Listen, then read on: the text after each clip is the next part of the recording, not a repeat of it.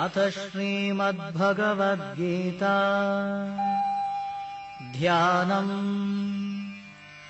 ॐ पार्थाय प्रतिबोधिताम् भगवता नारायणेन स्वयम् व्यासेन ग्रथिताम् पुराणमुनिना मध्ये महाभारतम्।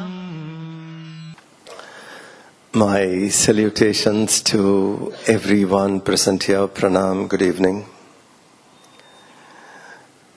We just heard Gita Dhyanam being recited. There is a verse in it which says, Bhishma Drona Tata Jayadratha Chala Gandhara Nilotpala. Bhishma and Drona are the banks. Jayadratha is the water. Shakuni is the blue lotus. A description. And there is Shalya, who is a shark, Ashwatthama, Vikarna Gora Makara, crocodile. And then you have Duryodhana as a whirlpool. A very difficult river to cross. Imagine people of this kind. Shalya, if you kill him, you will die first. So who's going to shoot him? Not Shalya, Jayadratha. And that way each one is a very powerful warrior in that entire Mahabharata. And to cross that is extremely difficult. The Pandavas crossed it because the boatman was Krishna. Kaivartaka Keshavaha. Keshava is the boatman. He took them through this river, which is the most difficult river to cross. This is about our life. The journey which we take, we will have all kinds of obstacles coming on our way. The only way we can get through them is to get Krishna as our boatman. How do we make Krishna our boatman? Follow what he says.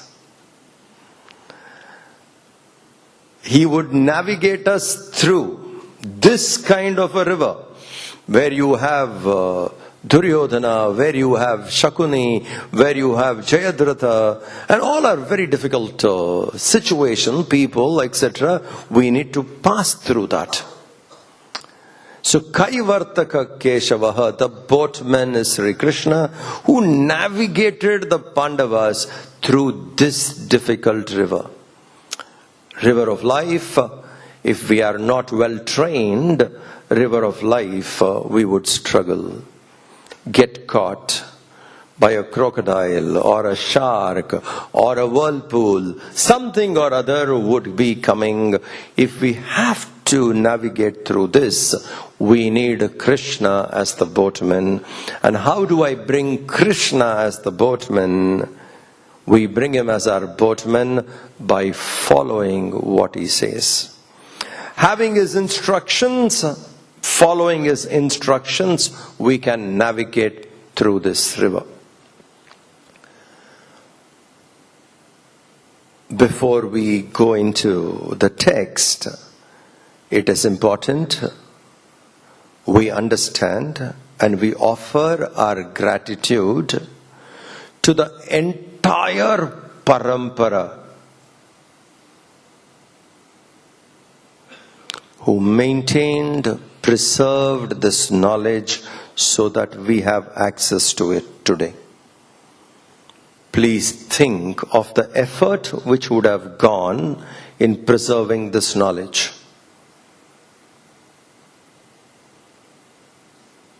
Please think about it. Few thousand years old.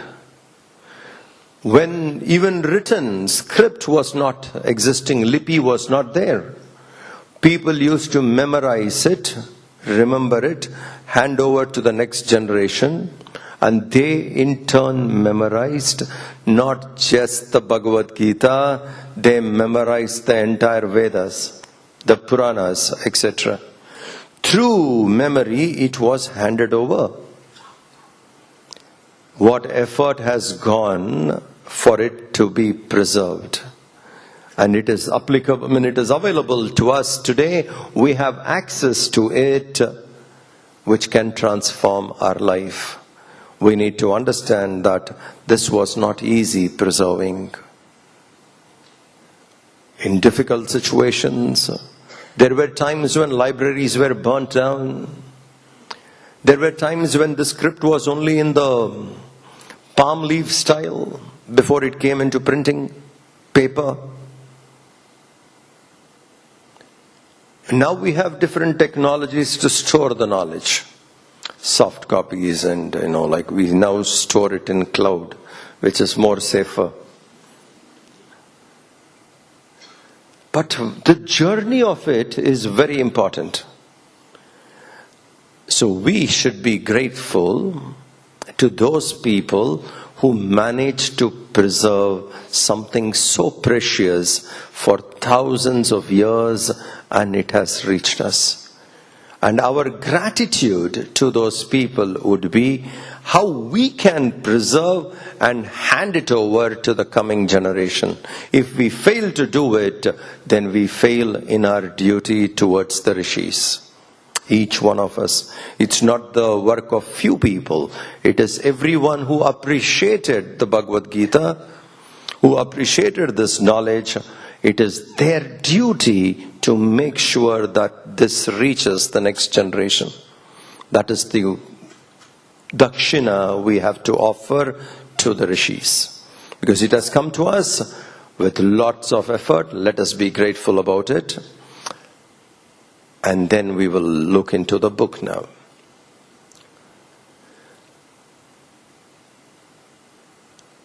Bhagavad Gita, second chapter is what we are going to discuss. And that too in the second chapter, the last portion. Second chapter is voluminous. There are 72 verses. If we need to take it, probably 4 days is not enough. We should go much longer. I can give that time, but you don't have.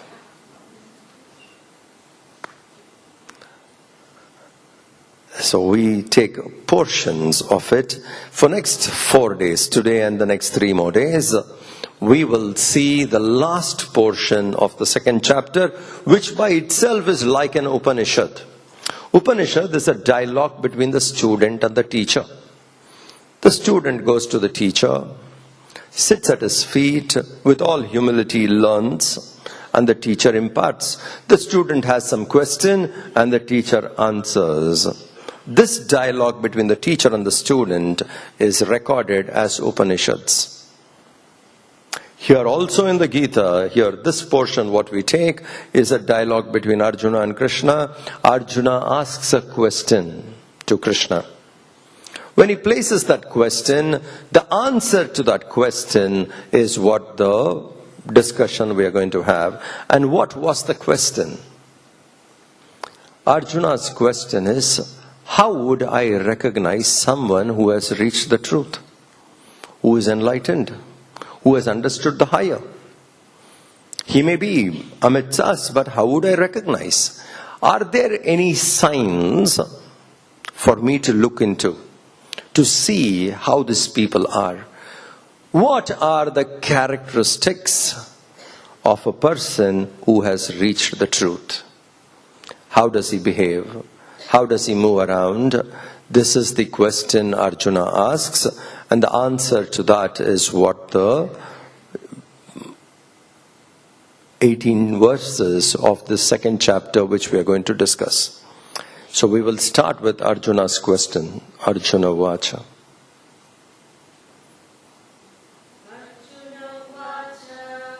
Arjuna Vacha. Sthitaprajnasya ka bhasha. Samadhistasya Keshava Sthitadhir kim prabhasheta Kimasita vrajeta kim. You will not be punished for chanting. Even if you mispronounce, you will not incur any harm. Okay? So let us do this verse once again. And everybody please attempt to chant. There is nothing wrong in it. Arjuna Vacha. Arjuna Vacha.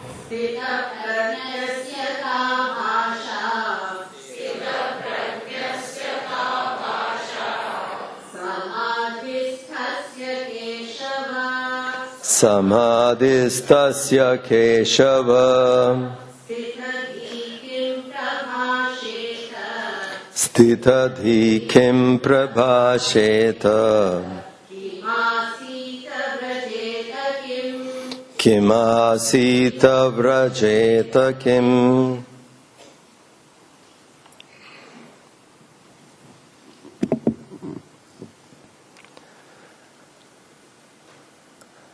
Arjuna Vacha. Arjuna is asking this question, and most important here is in Hindu culture, student is allowed to ask questions. The philosophy is not forced. The student can think, has a doubt, can ask, can clarify, and then understand. So the freedom to ask questions is very important. It is not a dogma which can be enforced and told as a commandment, but it is something which we can ask questions, inquire, and then understand.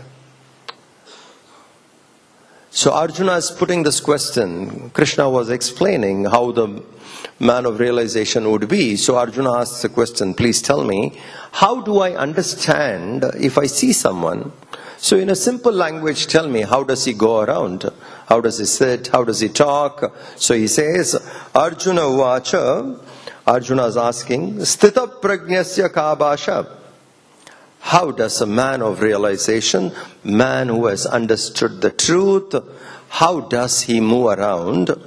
O Krishna, please answer this to me. Sthitaprajnasya ka bhasha. Samadhistasya Keshava, who has established in stillness of the mind. Our mind is wandering, our mind is agitated, our mind is continuously moving.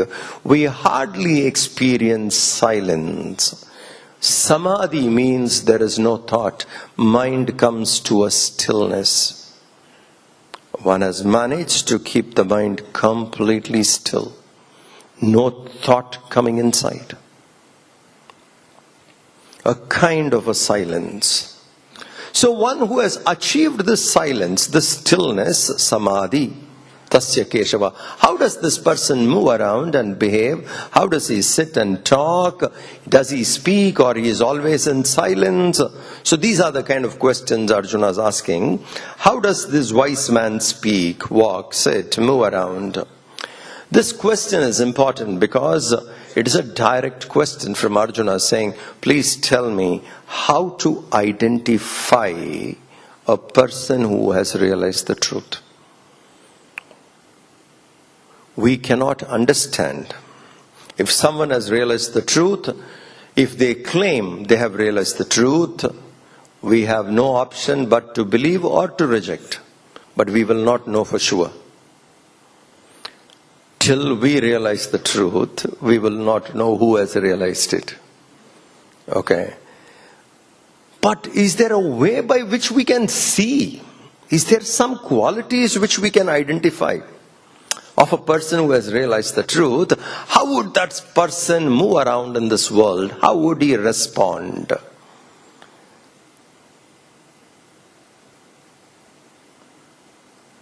In that Mahabharata war, few lakhs of soldiers have assembled. Complete tension for everyone because it's life and death. Krishna was the only person in that entire people assembled there in the battlefield. He was the only person who was smiling. Who was smiling. Can you imagine? In a tension of that, the person can smile. Highest tension, the peak of uncertainty. We are not sure. In war, what is certain? We are not sure whether one would return back. And what kind of a war was that? Almost all possible armies living in Akhanda Bharat assembled there. All of them were there together. Huge. The Akshayanis of Pandavas and the Kauravas put together is 18. 11 of the Kauravas, 7 of the Pandavas, which goes to 30 plus lakhs of soldiers. Can you imagine the war field?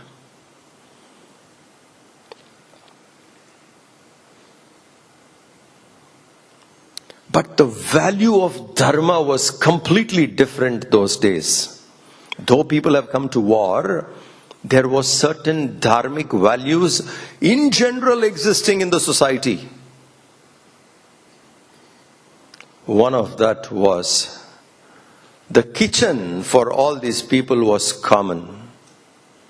Can you imagine a war like that today? Common kitchen for Kauravas and Pandavas. Common kitchen. After sunset, when the war is not going to happen further for that day, you can go meet anybody you want in the opponent ranks. Because that person could be your brother, could be your cousin. There was complete trust that the soldier would not cross the line because he believes this is his dharma and he would do it. So they were allowed to meet. Can you think of a war of that kind today? Okay, we close down, the bugle is shot and sun is set, now you can go meet anybody you want. And next day come back to fight. And where do you have food? Common mess. Because this many people have to be cooked. The values among the humans were completely different those days. And they could trust each other. So in this kind of a situation, the only person who was there to smile was Sri Krishna. Everybody else was tensed. Now that is the state of a man of realization. Even in a situation of that kind, he stays calm. He stays calm, understands these things were to happen. It is a kind of a joke, finally. People have done what they have done. They only have invoked it. And we are an effect of our own actions. Face it now. Krishna was calm, smiling. Obviously, Arjuna understood that. Everybody else is tensed, but this is only one person who is calm, who is peaceful. In a war, naturally asks, please tell me, what are the qualities of an enlightened person? How does he go about? How does he respond to life? This is important, how we respond. Every situation which we meet in life is an opportunity for us to respond correctly. If we are well established in knowledge, in all our responses, we'll be cheerful, we will be clear, we will be righteous. And we will not panic.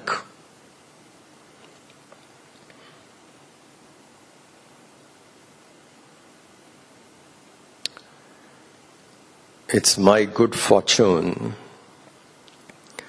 I met Gurudev at a very early age of my life, as a child. Balvihar.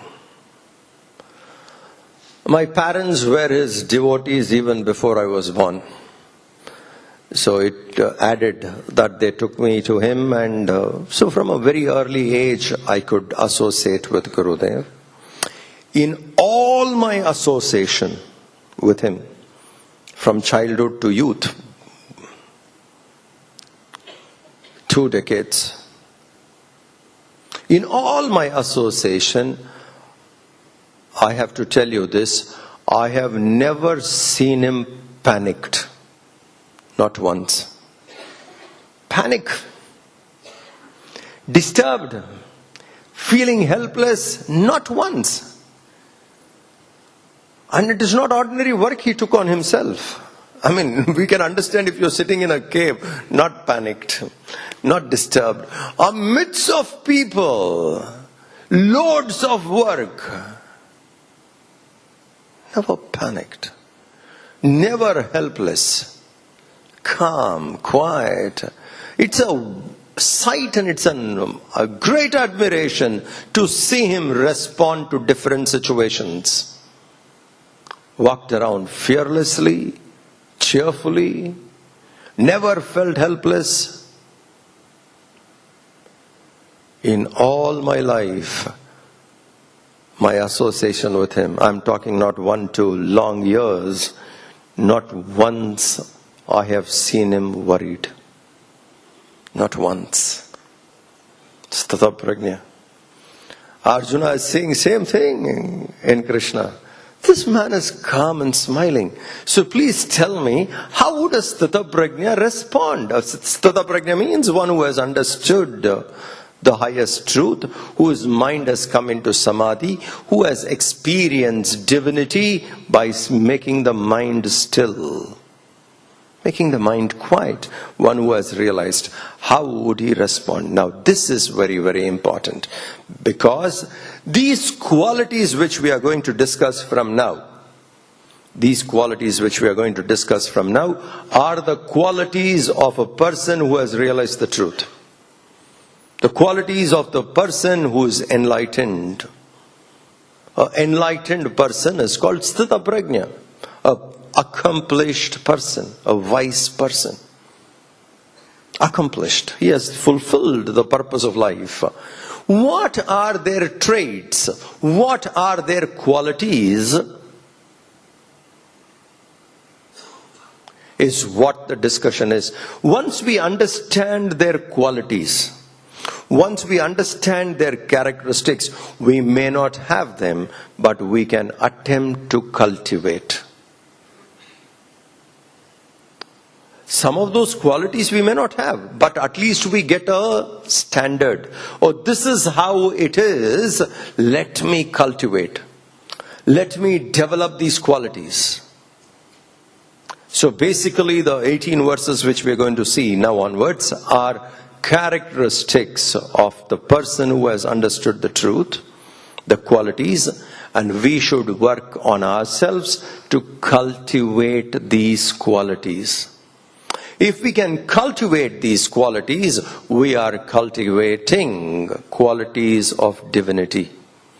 Person who has understood divine, and we are trying to emulate those values. That way, this portion of the Bhagavad Gita is very important, because it shows how enlightened is, and it gives us a very clear direction to cultivate.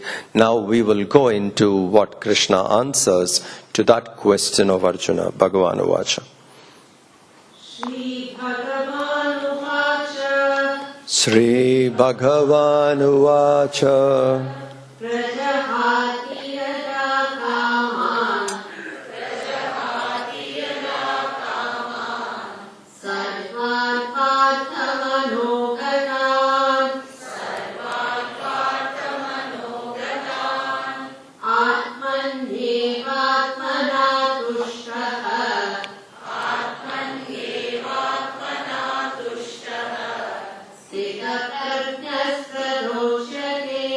Sthitaprajna stadocchate. Once again, Bhagavan Uvacha. Shri Bhagavan Uvacha. prajahati yada kaman sarvan parthamanogatan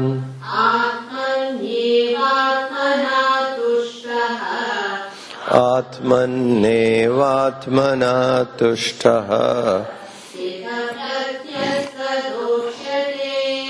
Sthitaprajna stadocchate. Sri Bhagavan Vacha, Lord Krishna is answering. He says here, Prajahati yada kaman sarvan partha manogatan atmani eva atmana tushtaha sthitaprajna stadocchate. Uchchate. It is said, so and so is a Sthitaprajna. Who is that? He says, O Partha, a person who is tushtaha, who is satisfied, atmani eva, in himself, in herself. An individual who is satisfied within. A person who is found tripti. Tushtaha, a person who is happy, delighted with oneself. Atmani eva, atmana tushtaha. A person who is that way, who is happy with oneself and doesn't have an urge to go and gather things outside to be happy. Person is happy by himself or herself.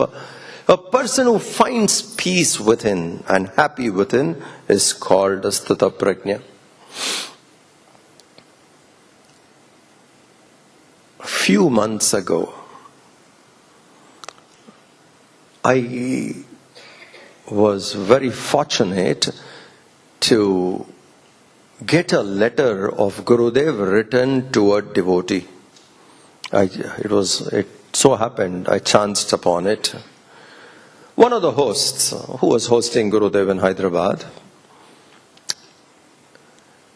the lady has written a letter to Gurudev in early 80s.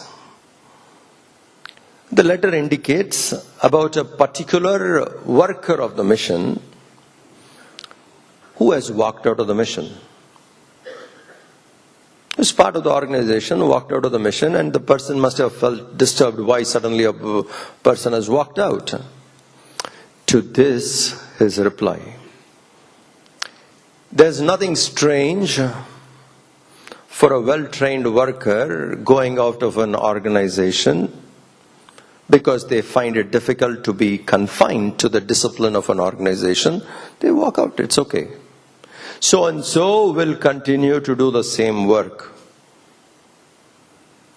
They will continue to do the same work. And I am sure, he adds, I am sure this person will do more vigorously.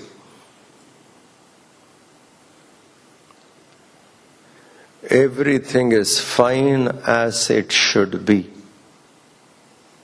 And then he says, to complain is being ungrateful.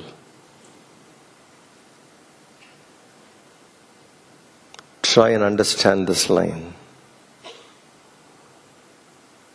Somebody who was with him for 3 decades or so walks out. And he says, nothing strange, let him go. He'll do the same work. And work is more important. It doesn't matter in whose name the work happens. That also he writes. And then to that devotee he says, everything is fine as it should be by his grace.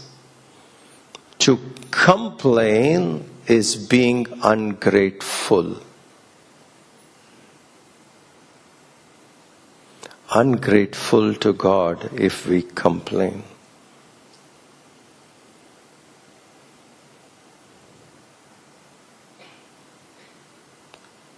Think of the depth of that sentence. To complain is being ungrateful. To whom? To God.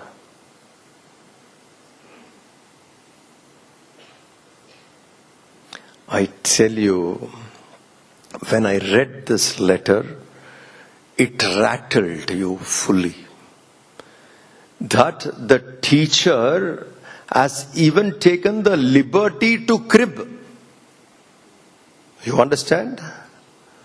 We have no liberty even to crib about life. Please think, from your childhood till now, what all we have received from the Lord. From childhood till now. Let's be clear about this.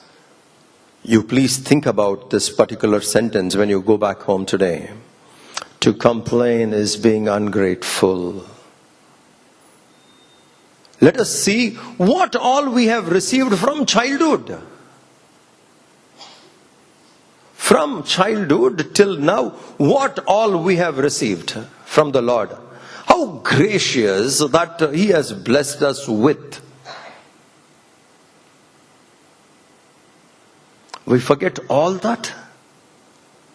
Because something at the moment is not going as I want. Something which I want is not happening. We forget everything.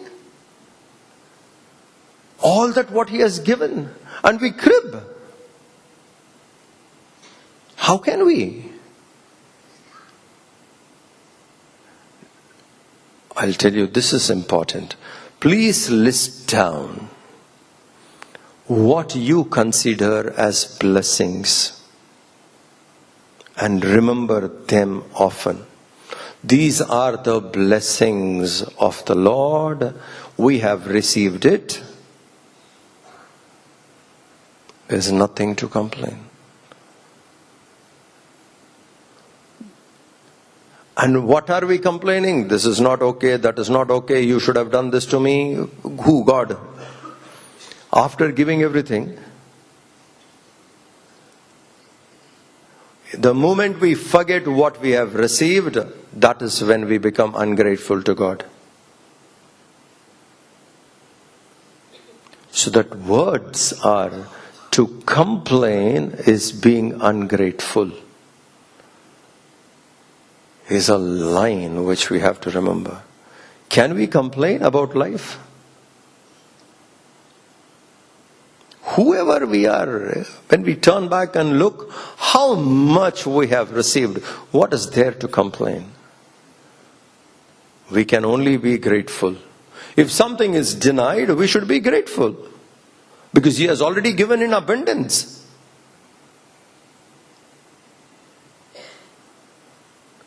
To complain is ungrateful, not being grateful. You know why that line is important? It's not necessary we have to go complain to someone. If we are unhappy by ourselves, we don't have to tell anybody. If we are unhappy, that is being ungrateful. You understand what we are trying to discuss? If we are unhappy, that means we are not grateful to God.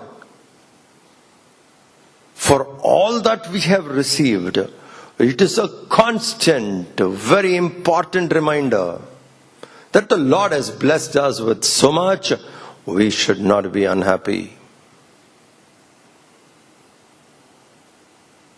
A man of realization is that way.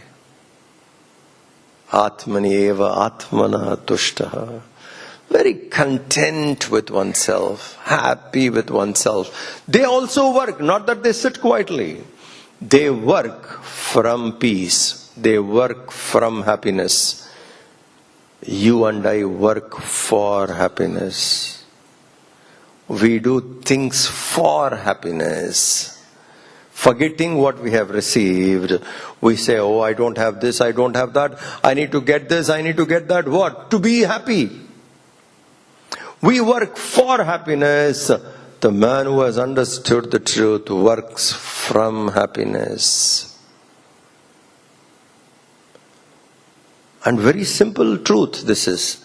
For what we have received till now, let us be grateful. And even in our prayer, we should not complain. I have seen this in Gurudev.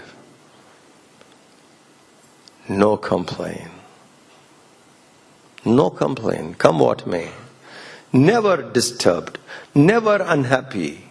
40 years he moved around us this way, never disturbed, never unhappy. Not once he needed a shoulder to lean on, not once. You see the person? Not once someone to lean on. The load of work could be anything. That state of mind we should reach. So here Krishna says, Bhagavan Uvacha, Ho Partha, Atmani eva atmana tushtaha, satisfied in himself by himself, prajahati yada kaman, yada prajahati sarvan kaman, and one gives up all kinds of unnecessary desires, sticks to what is essential. You know what we do? We come with few desires. That needs to be exhausted. What we come with needs to be exhausted. But what we do is we come and see a cousin of yours gets something. Your neighbor gets something. That desire till then was not in your mind. Now they got something, I need it. Now, apart from what we have come to exhaust, we saw something and we picked up. Most of it is not required. It's a false notion that I should get this to be happy. No. I am happy. If this comes, let it come. If it doesn't come, I am still happy. But what we do is, we walk around, we keep picking up, gathering, and all that makes us very unhappy. This wise person does not do that. He works from happiness, he is content, he recognizes what the Lord has already given him, and with that one can be happy. From happiness, move around in the world.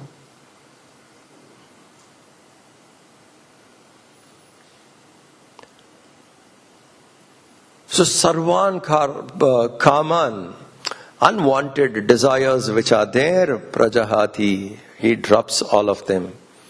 And the person is happy by himself.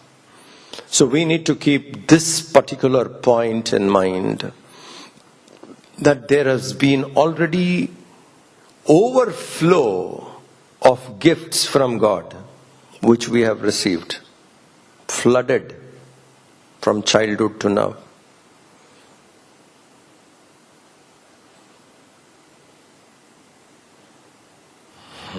More so for us. More so for us. How many people are exposed to this knowledge? How many people have got a direction to move forward in life? Since we have got all that and we are moving towards the divine, putting our own efforts, we should be much more grateful to God for bringing us to this, and we cannot have complaints.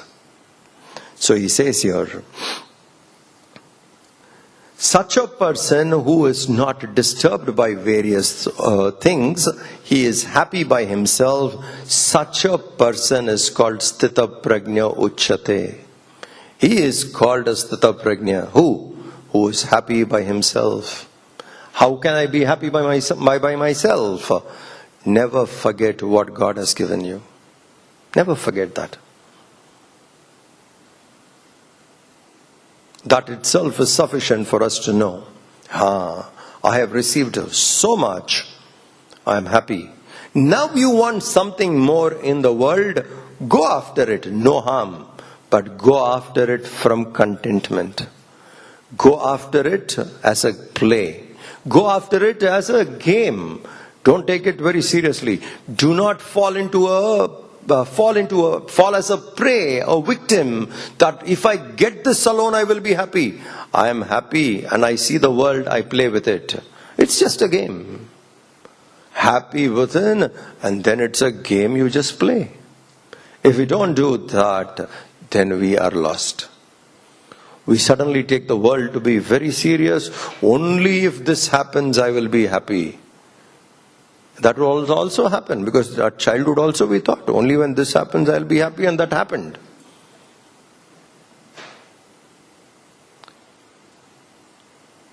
A wise person will never forget what one has received. Tushtaha, santushtaha. Stays happy that way, continuing. Dukkha.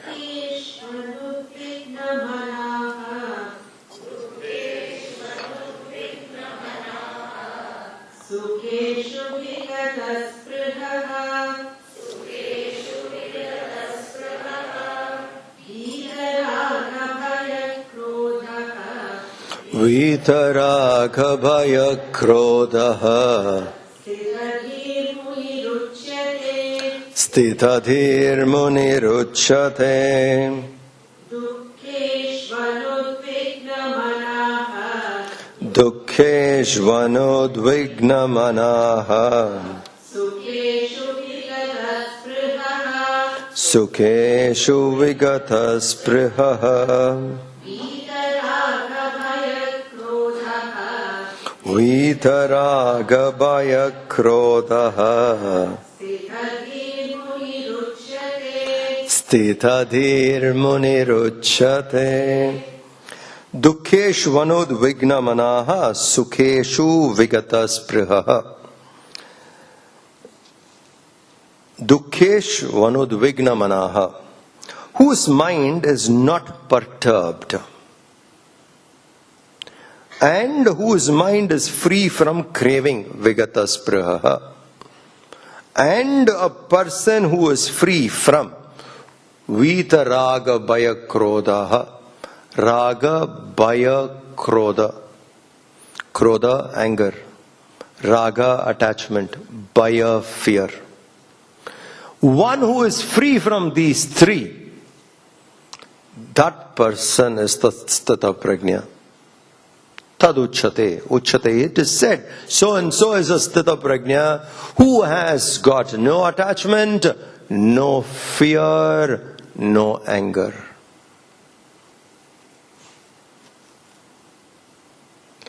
How do I understand if someone has realized God?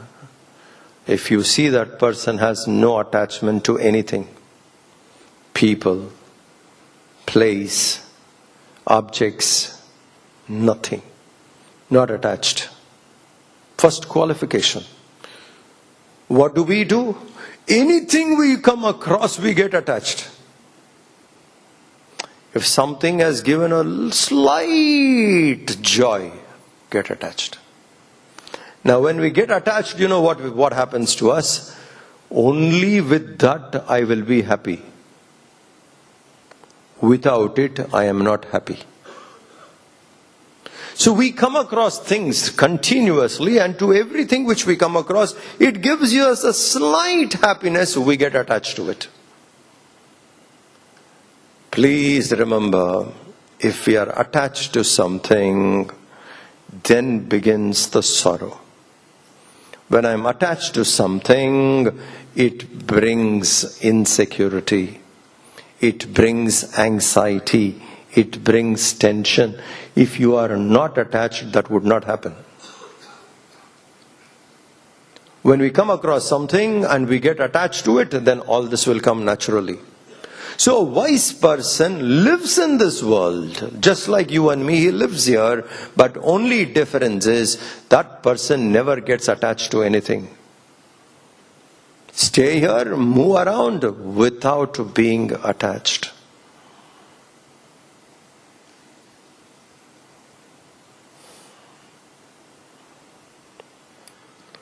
You saw the movie On a Quest?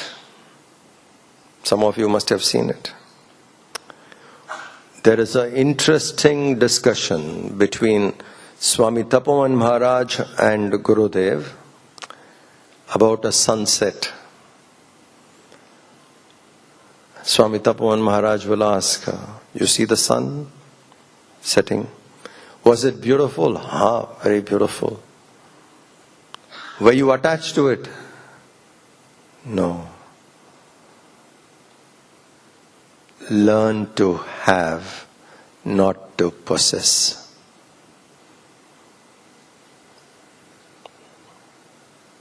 If we can learn this, we are free now.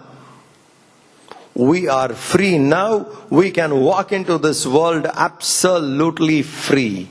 Whatever comes to you, have it. Don't possess it. Having it is just physical contact. Possessing it is mind attached, entangled. Have, don't possess. Have, don't hold. A wise person walks around in this world, moving wherever prarabdha takes that person, goes all over. The prarabdha pushes you. You move around. But to any of those, they don't get attached. They have, but they are not attached. What we do is, we don't even have, but we get attached. This is not there with us, but I am attached to it. I need it sometime or other. Now without it I am unhappy. The craving doesn't end. To have, let the Lord has given you, keep it. Don't be attached to it. Having it is with your freedom. When the Lord takes it away, let Him take it away. You were not attached. What we do is we get attached. Learn this art. Whatever comes to us, have it. Don't be attached.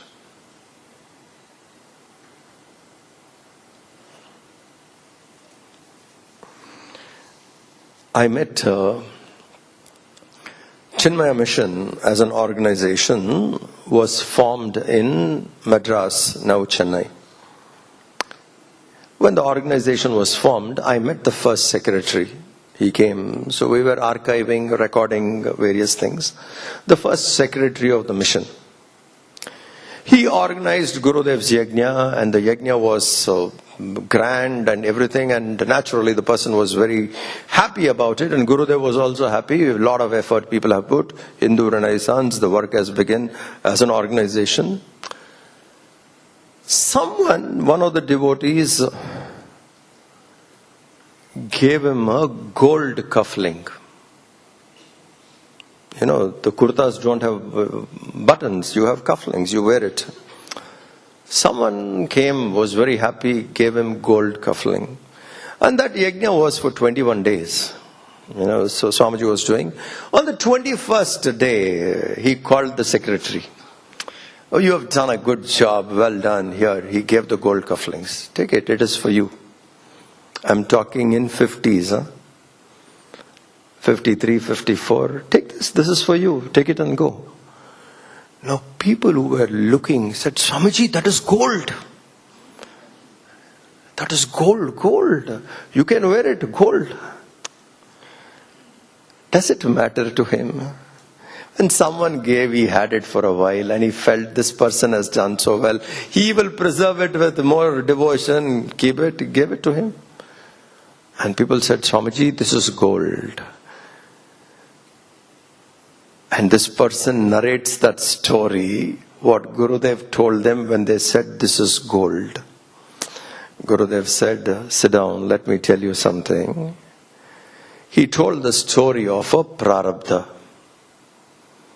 There was one person in a village. He had a lot of children.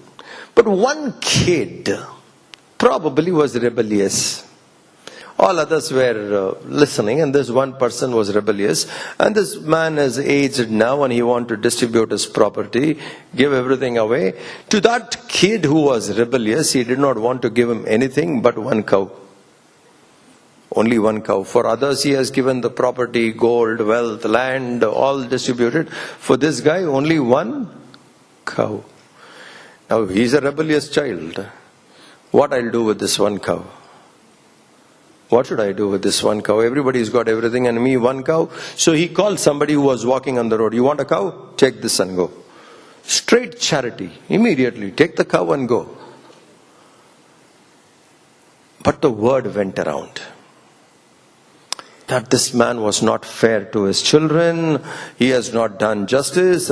To this guy, he ignored him. To everyone else, he has given, and he gave him only one cow, and that too, this person gave it away. So people had sympathy for him. So somebody came and gave another cow next day. You keep this cow for you, We feel bad for you. Keep this cow. What will I do with one cow? Call someone later and gave it away. So second day he returned the cow. Another cow. So the word went around that you give a cow and he is returning it back. And people gave a few things, he returned it back. Now the word went around that there is one person in this village who donates cow every day. Who donates Godhana every day, one cow he donates. He became quite popular. So his popularity reached the king. That in your kingdom, in this small village, there is one man who donates cow every day. The king was highly impressed. And he said, okay, you should be part of my team to understand what is charity and to do, and you're really doing well, and he'll get a cow, he'll give. This story Gurudev told that person who asked, how did you give the cuffling away? The story is simple. If that cow is in your prarabdha, no matter how many times you give, it will come. Please understand, if it is in your prarabdha to have a cow, how many times you give a cow, it will come. If it is not in your prarabdha, you can put the most safest fence for that cow, someone will walk away with it. So he tells, if that gold cuffling is in my prarabdha, where I go, next place somebody will give. If it is not in my prarabdha, no matter how much I have, I will lose it. Let me give it. When it is with me, let me give it. If it has to come, it will come, but not attached. If it has to come, it will come. Let it be. Otherwise, let it go. To have and not to possess. We should develop this quality. We live with freedom. It's a great joy to move in the world freely. How free are we? Look at the shackles we have. Tied down completely, pulled down completely. Every small thing we get attached. And every time when we get attached, psychologically we are dependent on it. When we are dependent on it, there is a threat. Something can happen to it. Something can happen. I would be unhappy. I could lose it. It goes on. And we land up in a complete unhappy state. A wise person moves in this world having things but not possessing. It is not even renouncing physically. It is renouncing at the mind level. Have, don't possess. Try to practice this one. 2 points we said. We should not complain to God. Complaining is ungrateful. He has given enough and more. Let us be happy. If something goes away from us, don't be sad. It was to be there for a while. It has gone by His will. You never was holding on to it. You just had it. Have and not to possess. A wise person is free from raga, attachment. Bhaya, fear. Why are we living in fear? Is that a life, to live in fear? Constantly scared of something or other? Living in fear. This can happen, that can happen, this may happen, I may lose this, I may not get that. What will happen? Why live in fear? Live in strength, not in fear. Even if you miss something, please understand, even if you miss something very dear to you, you're missing, miss it from strength, not from helplessness. We will lose things. When we live long enough, we will lose things. It could be objects, it could be people, it could be anything. We will lose. It can't be that everything would be around us. It is natural to lose. Even if we lose, we would definitely miss, but miss from strength, not from weakness. Miss things from strength, not from helplessness. We should not entertain fear. It is not correct to live with. People have faced difficulties. People have shown strength. People have faced things courageously. We should face that.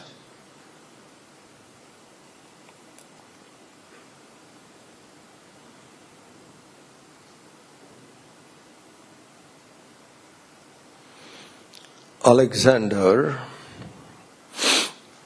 when he came to India, he had a dream, a passion to conquer the world, become ruler of the whole world. And he went on conquering. From Athens he started, he went on. Every place he went on conquering. He came to India. And they heard that he has come with a great army. And he is going to go and conquer. And he started gathering, conquering. So the sages at that time said, we have to teach this guy a lesson. It can't be like this. That he can't go around conquering. He has to understand why is he disturbing peace. So 7 of them came together. 7 sages. They said, we'll teach this king a lesson. Who are these wandering mendicants on the road? They said, we'll teach Alexander a lesson. And Alexander was coming. 7 of them used to be in front of him in one line. When Alexander keeps one step, they will keep one step. They'll move. So Alexander saw, this is strange. In front of me, these guys are doing. Why? He said, the space we have occupied, you understand? 7 people. You don't need more than that. World you want to conquer? Now, for the first time, Alexander found somebody who had the courage to stand in front of him and tell him, all that you need is only this much space, and you want to conquer the world. He was very upset. That he felt they insulted him. This is going too far. And he ordered, arrest them. Put everybody in jail. Arrested. These guys were happy sitting inside. Oh, does it matter to them whether you are in jail? You have reached a different state. So they were happy, and he couldn't believe. And the word went around that he has arrested sage, and that was an unpopular decision people were doing. Now he wanted to make up. So he calls them and he says, whatever you want, you ask me, I'd like to give it. You are free now, you can go. He said, I am not free now. I was free earlier too. We were all happy. You are talking. We were free much before. What are you saying? But whatever you want. Then one of those sages said, I don't take things from slaves. Look at the statement. The fearlessness. I don't take things from slaves. What do you mean? Alexander could not accept. I have half the world under my feet now, and you call me a slave. He said, I don't take things from slaves. What do you mean? He said, fear is my slave. And you live in fear. Fear is my slave. And you are a slave to it. I don't take from slaves. Whether it is a king or anybody, you conquer it. But why live in fear? Those who have met Gurudev, have you seen him scared any time? Little bit at least. Even in his conversation. Never. We have seen a person moving around never scared. go anywhere you want. And look at the level of fear the ignorant people live with. Every moment there is fear. Is that life? Let's make it a point to conquer fear first. And fear can be easily conquered. Fear can be easily conquered. Next point is krodha. I'm controlling. You can't. Vita raga bhaya krodha. Okay, so fear. Why live in fear? Why should we? Is that worth living? Fear comes from attachment. Bhartrahari, a king who renounced everything and has become a mendicant, who has written about vairagya, who has written about indulgence. Bhartrahari is like that. Is a man who has written slokas on indulgence, how to indulge. And he has also written slokas, 100 of them, on detachment, vairagya shatakam. In that, Bhartrahari says, everybody is scared of something or other except a vairagi. Vairagyam eva abhayam. Detached alone are fearless. We want to be free ourselves from fear, fight attachment.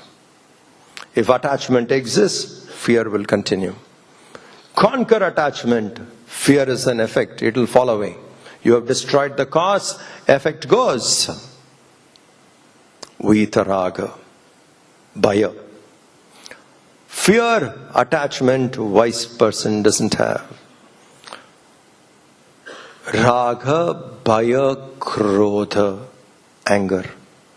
Anger is an expression of an obstacle coming between you and your want. When I want something very badly and there is an obstacle coming in between me and my want, that is anger. An obstacle, a block happens between you and what you desire deeply. If there is a block, an obstacle coming in between, then the expression becomes anger. Anger has to be controlled.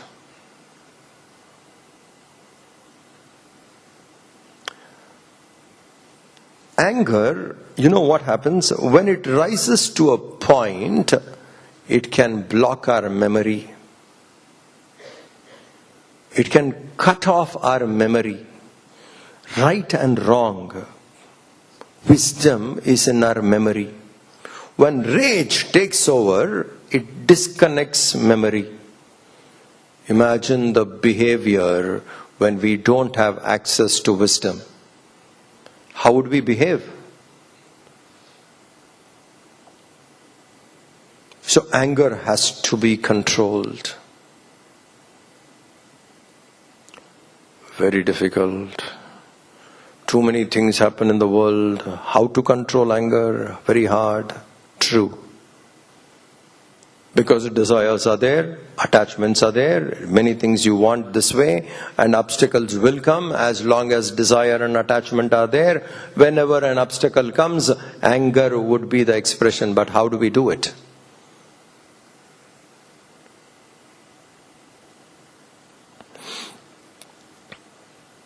You get angry. Get angry. What happens when you get angry? People around you and yourself will be disturbed. That's what will happen. When one gets angry, people around you and you both will be disturbed. But if I suppress anger, what happens? I'm not able to transcend, I'm able to suppress. And there are people who are suppressing anger. What happens to them? They are going to be disturbed within. So the first step to go beyond anger is it is better to express it on the issue, not on the person. Learn this art. You're angry on that incident, not on the person. Because the incident is over. Person stays. And every time I see a person, then that anger will grow. So we should learn to express our anger issue-based. Do not make it person-based. We have seen this kind of an expression in Gurudev. Issue-based. You don't do something, he would tell you. The tone will change, everything changes. But it is issue-based. Next to movement, he will not carry it. It is expressed, dropped, and move on. So issue-based anger is the best method to control anger. When we make it issue-based expression of anger, the frequency of getting angry will slowly reduce. And there could be a point where we could be peaceful. Anger would go away. But anger is an expression of an obstacle between you and your want. As long as wants are there, anger would be there. You cannot avoid it. As long as deep desires are there, anger would come. To be honest, anger would come. Because desire is there. If the desire is eliminated, anger cannot be there. So what happens? I'm not able to eliminate all desires. They are still existing. So anger would come. Learn to express anger issue-based. Don't make it on person. Then the frequency of getting angry reduces. Reduces.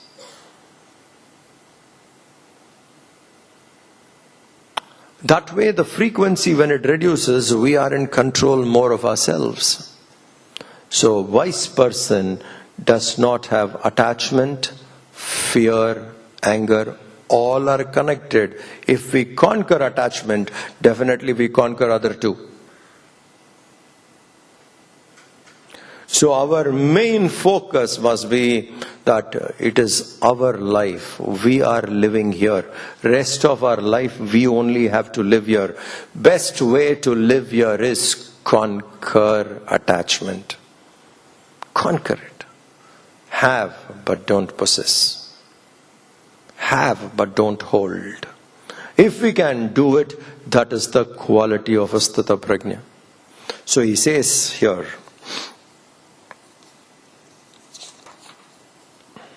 Dukkeshu anudvigna manaha, sukeshu vigataspiraha, vitaraga bhaya krodha, sthitadir muniruchate. Muni, highly evolved person. That person is called Sthitadir, who is steady in this wisdom, who is not affected by these three. Continuing.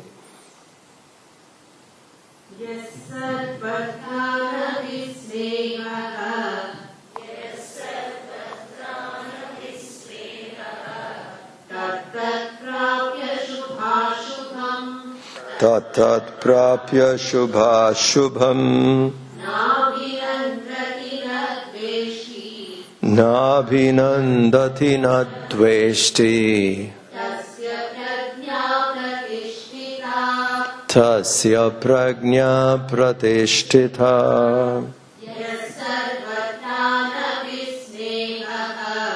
Yat sarvatra nabhisneha. Tat prapya shubha shubham.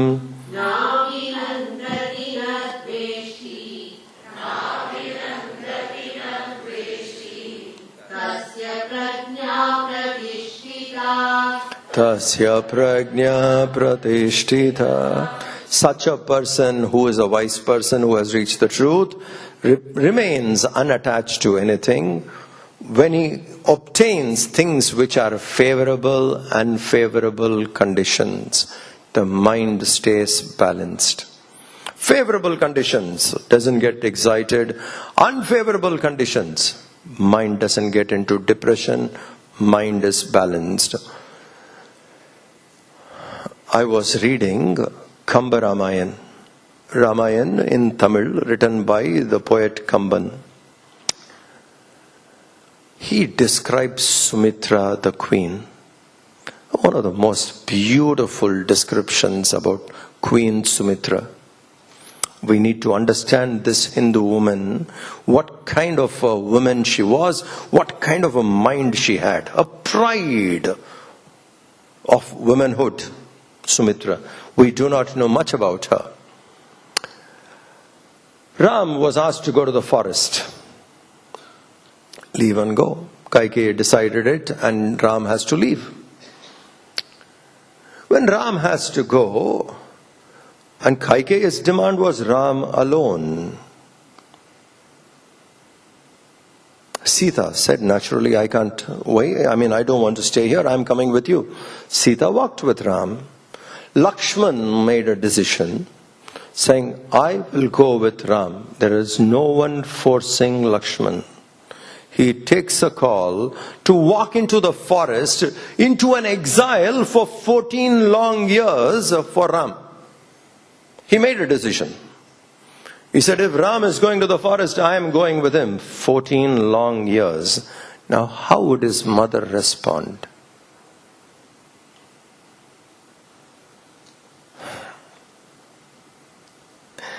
If your kid comes and tells you, 2 months, 2 weeks, 14 days, I want to go to the forest, how would you respond?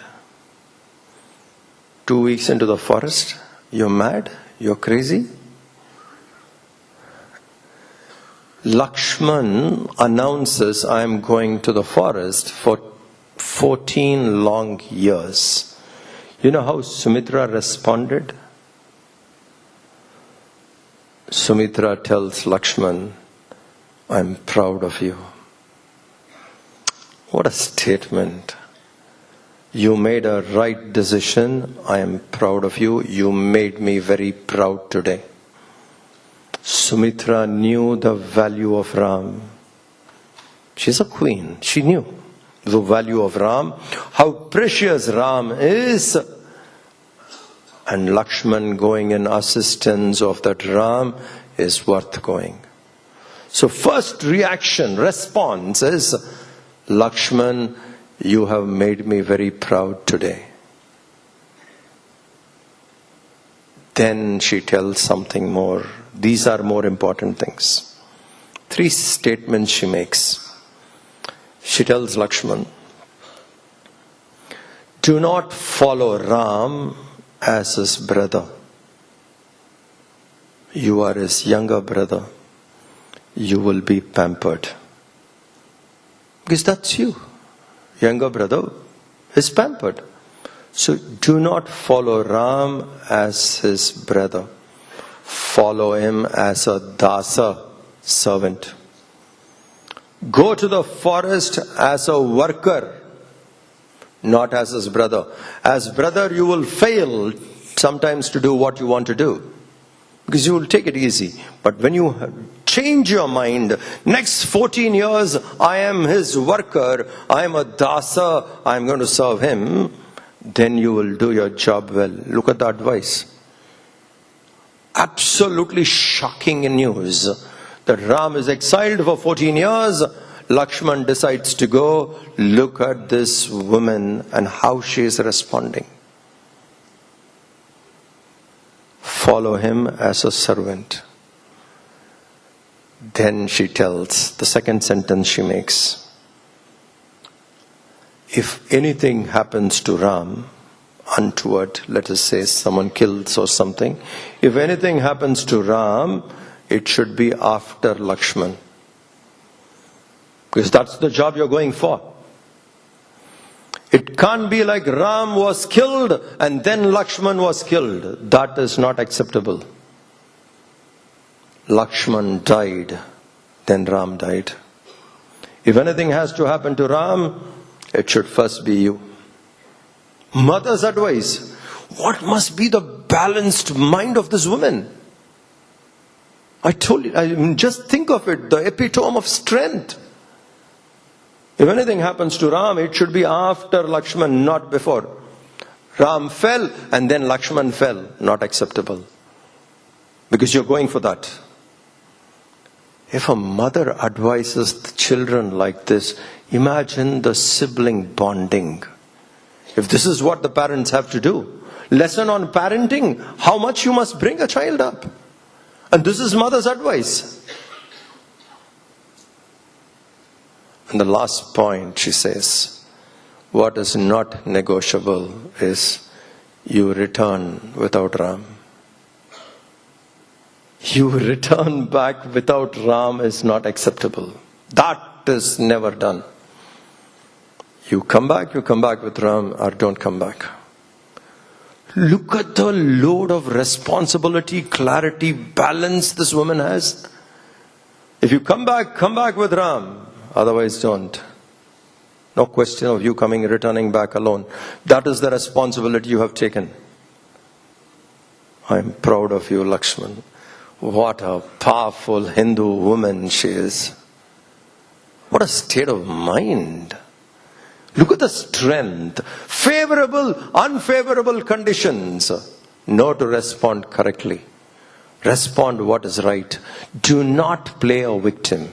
Do not become helpless.